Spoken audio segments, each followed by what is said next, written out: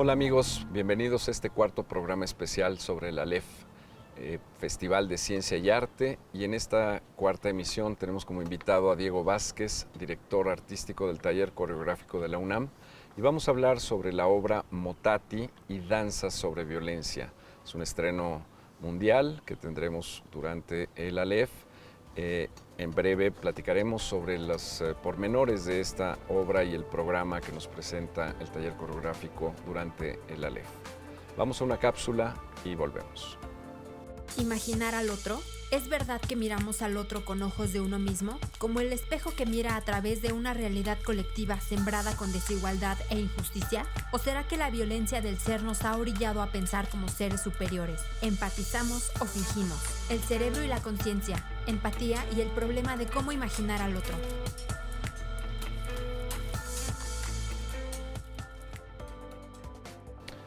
Continuamos. Diego, muchas gracias por estar con nosotros en este cuarto programa del Aleph. Y vamos a tener un estreno denominado Motati y Danza sobre la Violencia. Platícanos un poco sobre qué significa Motati y cuáles los pormenores o cuál es la intención, digamos, de esta serie de piezas coreográficos que el taller coreográfico estará presentando en el festival. Claro, gracias Juan. Motati es la última pieza, o mejor dicho, la pieza más reciente que he hecho para el taller coreográfico de la UNAM y se estrena ahora en el Aleph, 19 y 21 de mayo. Motati quiere decir mi placer en árabe. Y quise hablar sobre esto desde un punto de vista muy personal, porque siempre me intriga no solamente el placer que nos damos, sino el placer que no nos damos. Y cómo el placer se puede experimentar o vivir de muchas maneras, no solamente es el erótico, puede ser también el placer del tacto, el placer de estar cerca de los seres queridos, el placer, incluso para mí, el placer de estar en contacto con el agua, ¿no? Entonces hay una escena que yo hago que representa el agua y como también cuando estoy en momentos de angustia o de mucho estrés, si voy a nadar, por ejemplo, todo se vuelve a centrar y vuelve como a retomar fuerza. Pero también obviamente hay la parte del placer erótico y tengo tres personajes que son hilos conductores, que es Eros, que es Tánatos, y Terpsícore, que es la musa de la danza y el placer de bailar. ¿Y por qué Tánatos? Porque lo que descubro en mí, que cuando uno no se permite el placer, cuando uno no se da chance de experimentar el placer, lo que a uno le parece placentero, que va desde comerse un chocolate hasta irse de viaje o tener sexo con quien, la pareja que te parece en ese momento es la ideal. Cuando uno no se permite el placer, uno entra en una energía como más de muerte, una energía donde te vas secando, donde solamente das y no recibes, porque no te permites el placer. Por eso también me parece importante la figura de Tánatos. Entonces, y alrededor de eso, están los 23 bailarines en escena. Es la primera vez que pongo a todos los integrantes en escena. Y le llamo Motati con esta palabra en árabe, porque uso a artistas electrónicos del Medio Oriente. Entonces son desde DJs, artistas sonoros, artistas electrónicos, una mujer que toca el oud de Palestina de manera maravillosa, y ellos son mi inspiración, y por eso le llamé, lo nombré Motati. Simplemente le hablé a mi amigo Mustafa y le dije, ¿cómo se dice mi placer en árabe? Y me dijo Motati, y así se llama. ¿Y por qué se llama el programa Motati y Danza sobre Violencia? Porque además de este estreno, que es especial para el Aleph, vamos también a presentar 3 obras que hablan sobre violencia. Juan Isa, que es una obra que también hice para el Aleph, la versión pasada, que habla sobre 2 personas queer que huyen de la violencia, tratan de huir de la violencia que los acosa y tratan de mudarse hacia un espacio tanto mental como físico donde se encuentran más contenidos. Y después presentamos en Semayá, que es una pieza de la maestra Contreras, a música de Revueltas, con una música homónima de Revueltas, y esta pieza habla sobre la xenofobia y cómo terminan acribillando a este personaje que es ajeno a la comunidad. Y finalmente un dueto que se llama Arrebato, con música de Piazzolla, y habla sobre precisamente el arrebato en la pareja y cómo puede haber de repente estos momentos donde se excede estos límites de la violencia, pero no, puede también ser como la pasión y como ahí hay unos límites muy delgados y depende también de cada pareja, ¿no? De qué tan consensuado esto. Entonces eso es como se conforma este programa Motati y Danza sobre Violencia, y estamos muy contentos porque vamos a estrenarlo en la sala Miguel Covarrubias a las 12:30, que es el horario regular del taller coreográfico, pero también tenemos un preestreno en nuestra otra sede, que es el Teatro Estefanía Chávez Barragán, antes Carlos Lazo, en la Facultad de Arquitectura, el viernes 19 a las 12:30 también, y entrada libre ahí. Bueno, pues es un manjar, digamos, para quienes disfrutamos de las propuestas coreográficas, particularmente el taller coreográfico de la UNAM.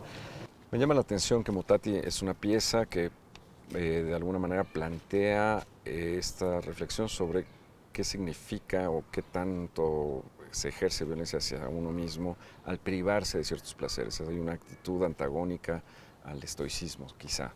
Sin embargo, también hay otras piezas en el programa que la condición de límite respecto al propio placer tiene que ver con el otro, con la relación con el otro. En ambos casos, al parecer también hay como un ausente, que es este estado de equilibrio, este estado de paz. Uh-huh. ¿Cómo concibes esa parte, esa dualidad, digamos, en el programa, jugando con justo el binomio de la Aleph, claro, la violencia y la construcción de una cultura de paz? Pues mira, en el programa tenemos a dos creadores. Uno es la maestra Gloria Contreras y el otro creador soy yo, un servidor. Y en las obras de la maestra Contreras, en Arrebato, con música de Piazzolla, los dos personajes creo que los dos ocupan y ejercen no lo voy a llamar violencia, pero este arrebato en la pareja, que puede ser interpretado de muchas maneras. Pero la música de Piazzolla, que usa Adiós Nonino, ¿no? Que tiene tantos cambios, ¿no? Esta pieza que hizo Piazzolla para su padre, a quien le llamaba Nonino cuando murió, pues tiene tantos cambios que se puede interpretar de muchas maneras, pero siempre hay como esta cosa de agarre, y ambos entran en esta dinámica. Entonces ahí podemos decir que ninguno de los dos es víctima o que ejerce la violencia. Sin embargo, en Sensema-ya, ahí sí, abiertamente la maestra quiso hacer una declaración. Esta obra la estrenó en Nueva York, entonces quien interpretaba al personaje principal, que es la culebra, era un afroamericano. Y hablaba sobre el linchamiento, y recientemente había habido un linchamiento muy sonado, y la maestra tomó esa anécdota para hablar de esto, y la música de Revueltas lo hace, pues la acompaña de manera increíble. Ahora, cuando viene a México, ya cambia, y simplemente es cualquier persona que sale del status quo o que es confrontativa hacia las reglas de esta sociedad o de esta comunidad, pues cuando no hay una compasión, cuando no hay una cultura del respeto, de la educación, de la ética y demás, pues lo puedes linchar no solamente físicamente, o sea, ahorita en redes, ¿no? O sea, tú puedes linchar a quien sea y acabarlo en 2 segundos un grupo de personas, ¿no? Eso, creo que también de eso habla la violencia que podemos ejercer al otro. En mis obras, en las 2 obras que presento, en Juan y Sa, habla sobre, obviamente, la violencia que puede tener una persona queer, ¿no? Uh-huh. Sa es una mujer trans y Juan es un hombre bisexual. Ambos personajes fueron creados por los mismos bailarines que los interpretan. Yo simplemente puse, vamos a hablar sobre 2 personas que necesitan migrar, ¿no? Porque eso fue el tema del Aleph pasado, la migración. Y ellos mismos dijeron, pues así vamos construyéndolo. Entonces en ese momento dijimos, wow, estamos hablando también de género. Y en Motati cómo se mezcla con todo esto. En Motati simplemente hago un contrapunto, porque yo quiero hablar en mi propia experiencia y en mi propio transitar, en mi propio camino de vida, también de cómo yo de repente no me permito ciertos placeres, ¿no? Cómo no entro a estos espacios que también son muy necesarios para el crecimiento espiritual, creativo, y con otras personas, ¿no? Que es el permitirte ciertos placeres, que va desde descansar, o sea, decir, mañana no, ¿no? O voy a apartar esta lana, esto no lo voy a para poderme ir de viaje 3, 4 días y, ¿no? O comerme el helado que se me antoja, ¿no?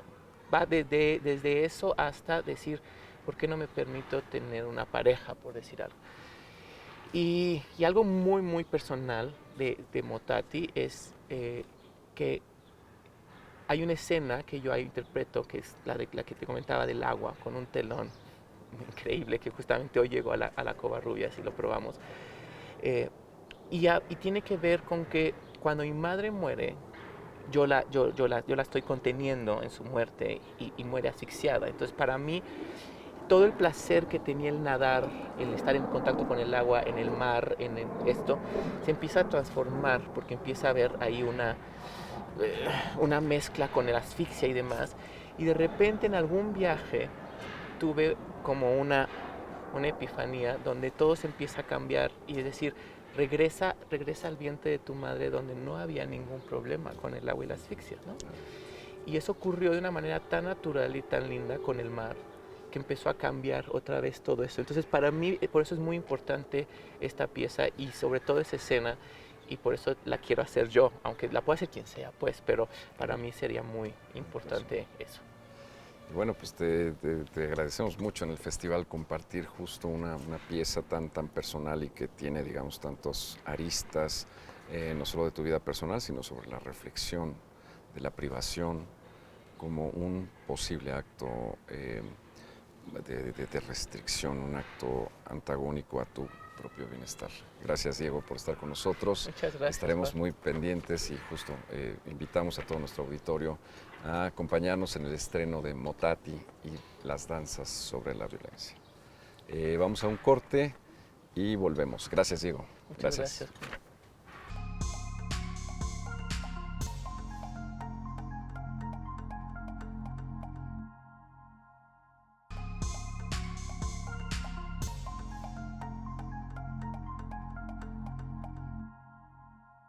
Continuamos con este cuarto programa especial sobre la LEF, Festival de Ciencia y Arte, y ahora en este bloque nos acompañan 4 coreógrafos que nos darán cuenta de los distintos proyectos que encabezan.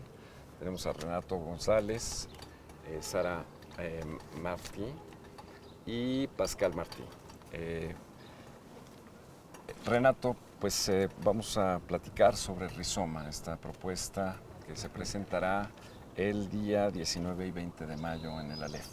Cuéntanos un poco sobre la concepción de la obra, cuáles son las características de esta pieza que tú has dirigido y has concebido. Claro, Rizoma es una pieza interdisciplinaria que justamente explora el concepto del diseño tanto en lo biológico y en la interconexión del rizoma. Primero nació como por esta curiosidad en la parte de la natura, de lo biológico, y después nos encaminamos hacia lo filosófico, hacia el discurso rizomático. Como viene el Festival ALEP, tiene esta temática este año de la violencia y la cultura de la paz. Consideré que el discurso rizomático justamente es una filosofía que aboga por diferentes concepciones de la metanarrativa de la sociedad, de diferentes posibilidades en las que podemos convivir y poder llegar justamente a culturas de la paz, donde no hay como una verticalidad o ciertas jerarquías, sino que es más algo en red de interconexión. Y la pieza justamente tiene danza, música, video que se interconectan entre sí y se van autogestando para tener una narrativa. Tú eres el coreógrafo, participas como bailarín. ¿Qué otros elementos, quiénes más participan en la pieza? Bueno, es en conjunto, es una co-creación también con Sara Matriguer, mi esposa, y yo estoy más en la parte, digamos, concepción y la parte de los elementos tecnológicos, de interactividad, video, sonido, y ella está más en la parte, en este proyecto, en la parte de movimiento. Pero bien así, el proyecto es Rizoma, todo se interconecta y es una cuestión de diálogo también. ¿Cuáles son tus referencias, digamos, creativas, tus influencias, digamos, particularmente de esta pieza en términos artísticos? En términos artísticos, bueno, creo que una influencia ahorita, en particular cinematográficamente hablando, está el director David Lynch. En la danza creo que hay un sinfín de personas en mi carrera que me han influenciado, tanto grandes coreógrafos mexicanos y compañías. No menciono para no descartar a nadie. Y en interdisciplinario hay una compañía que se llama Adrián M en Lyon, Francia, que tienen una cuestión de interacción con video y sensores. Bueno, es una influencia multidisciplinaria, sí, lo cual es hasta cierto punto común en las artes actualmente. Sara, cuéntanos un poco de RAM. ¿Cómo surge el proyecto? ¿Cuál es la concepción creativa del mismo? Claro. RAM es una obra que creamos Rosa Villanueva, una bailarina coreógrafa mexicana, una artista plástica que se llama MC Lancaster y un artista visual, Renato González. Que esta pieza la creamos por el cierre del Festival Guadalajara el año pasado y habla sobre la memoria. Más que nada la memoria, cómo vamos transformando, distorsionando al pasar del tiempo. Entonces nos fue muy interesante estar con esas tres mujeres creando una obra en conjunto en un espacio que es el espacio de la Ronis, un espacio afuera. Y este año la tuvimos que readaptar para el Museo del MUAC. Entonces ahí pues sí fue un reto también pensar cómo lo íbamos a transformar para que pueda ocurrir exactamente los dos espacios que habíamos creado. Creamos esa pieza a través de las historias personales de cada una y pensando al final se nos hizo un poco como los hilos de una trenza y nos dimos cuenta que hubo momentos que eran muy importantes para nosotros, momentos claves que al final nos llevaban a una memoria colectiva, lo fuimos abordando de esa manera. Entonces, al nivel pues, coreográfico es una instalación, es una coreo-instalación, como lo vamos llamando. Y tomamos varios elementos, como el elemento del hilo, pero también que representa tanto el trazo que está haciendo en vivo la artista plástica en Lancaster, que está pintando recuerdos. ¿Qué más podemos decir? A través de todo eso, al mismo tiempo tenemos una captación en vivo y un video mapping hecho por Renato González en tiempo real sobre una cama de arena blanca. Entonces la idea de la arena también era el polvo, lo que queda, pero también permitir esa transformación, esa distorsión de las imágenes, como se nos va yendo. Pasa eso también en la música, que está hecha también por Renato González a partir de un texto que escribí, a partir de los momentos de la vida de cada una. Entonces, el proceso fue, cada una empezó a dibujar su mapa de vida, como la llamamos, y tomamos 7 recuerdos ahí y aparte de eso creé un texto y ese texto se va repitiendo, acumulando, distorsionando para crear la música y llegar a un sonido que al final lleva una capa sonora, nada más. Entonces, sucede en la danza, en lo visual, pero también en lo sonoro. Digo, es una pieza, una vez más, multidisciplinaria, como Sí. muchas de las actividades que se emprenden en festivales de este tipo. Entiendo que esta pieza tiene una vida posterior al festival. Hay posibilidades de coproducción con otros festivales. Esperemos. Esperemos que sí. Creo que es una obra que se puede presentar en distintos lugares. Lo hemos hecho afuera, en la Ronis fue un espacio exterior, un espacio interior. Siento que es una obra que puede presentarse en distintos lugares y esperemos que sí pueda presentarse. Estoy seguro que sí, es un gran esfuerzo. Vamos a ver una cápsula y volvemos con nuestro tercer invitado. Leamos al universo a través de la física moderna, el lugar donde todo está íntimamente relacionado, donde cada suspiro cumple una ley de materia. Todos profundamente entrelazados porque lo que ocurre aquí afecta allá, desde los niveles más finos de la naturaleza. Medio ambiente, las ciencias de la complejidad.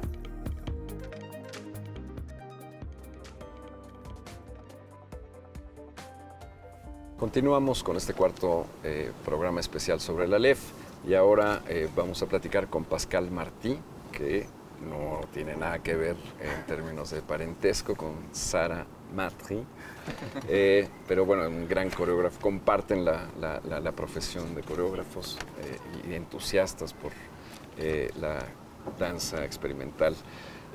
Pascal, platícanos un poco de Loki. Esta obra tiene, digamos, un formato particular. Platícanos un poco sobre la concepción también de la obra. Loki es una pieza de danza-teatro que hemos creado con mi asistente Jim de Block en Suecia al principio de la pandemia. Así que tomamos un montón de tiempo así cerrados en un estudio para como encontrar cualidades específicas, porque la pieza tiene su base el personaje de Loki, el dios noruega que era un cambiaformas. Así que lo que me interesaba estaba de esta cuestión de identidad y de expresión de identidad, de ver la identidad como algo fluido y no como algo demasiado estructurado. Así que en la pieza hablemos de capas de identidad. La pieza tiene un montón de texto y ahora no vamos a hacerla en español, pero estaba creado en inglés. Inglés, originalmente. Originalmente, sí. Y ahora es Renato, que va a ser mi counterpart. Muy bien, entonces es una colaboración, Sí. una co-creación. Sí, totalmente. Una co-creación. ¿Y hace cuánto concibieron esta pieza? Hace 3 años. Hace 3 años. Esta es una versión nueva, digamos, Sí. una readaptación. Sí. Entonces, pero tú dirías que básicamente esta readaptación pasa por el tema del lenguaje también o Sí, también sí, por sí. la concepción del movimiento coreográfico. Vale los dos porque hemos trabajado sobre 2 nuevas partes o un rework de 2 partes que están nuevas en el movimiento. Y tu participación en Loki es desde la perspectiva, además de la concepción, también toda la parte de audiovisual, o más bien el asunto del texto. Realmente del texto, o sea, la construcción del personaje a través del texto y obviamente del feedback que me da Pascal, que es el creador. Y obviamente sí acudo a mis referencias visuales como artista también audiovisual y siempre estoy pidiendo como referencias y contextos. Y también a nivel dancístico, creo que es muy rico también el cómo Pascal me va guiando a través de la creación, para la creación del personaje a través de ciertos gestos y motivos de movimiento, pero principalmente texto. Pascal, el personaje Loki, ¿tú te encontraste con este personaje?